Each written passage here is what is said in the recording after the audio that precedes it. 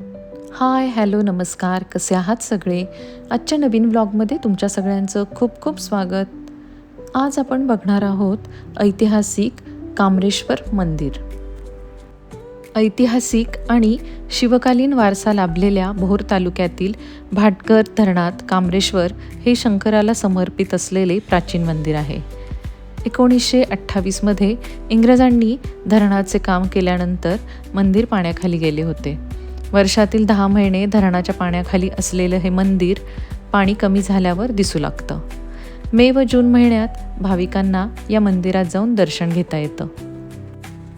हे मंदिर पांडवकालीन असून त्याचे मूळ नाव कर्महरेश्वर असल्याचं सांगितलं जातं, परंतु कामरे गावाच्या हद्दीत असल्यामुळे ते कामरेश्वर असं झालं आहे.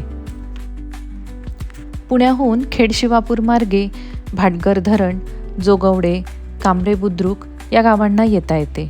हे अंतर 31 किलोमीटर आहे. गावापासून मंदिरापर्यंत चालत जाण्यास 10 मिनिटं लागतात. धरणाच्या पात्रात मधोमध हे मंदिर आहे. दगडी बांधकाम असलेलं हे मंदिर पूर्वाभिमुख आहे. मंदिराचे शिखर विटांचे बांधलेले दिसते. सतत पाण्याखाली असल्यामुळे यातील विटा काही ठिकाणी दिसत असल्या तरी वर्षानुवर्ष पाण्याचा मारा सहन करूनही मंदिर भक्कमपणे आपल्या स्थानावर उभे आहे. नंदीमंडप, सभागृह व गाभारा अशी सर्वसाधारण रचना या मंदिराचीही आहे. सततच्या पाण्याच्या माऱ्यामुळे नंदीमंडपाचा केवळ चौथराच आता उरला आहे. चौथऱ्याच्या शेजारीच 2 नंदी दिसतात. धरणात जाण्यापूर्वी हे मंदिर उंच जोत्यावर होते, परंतु वर्षानुवर्ष जमा होणाऱ्या गाळामुळे चौथरा व पायऱ्या गाडल्या गेल्या आहेत, असे इथल्या ग्रामस्थांकडून सांगितले जाते. सभामंडपाच्या प्रवेशद्वारावर गणेशाची प्रतिमा कोरलेली आहे.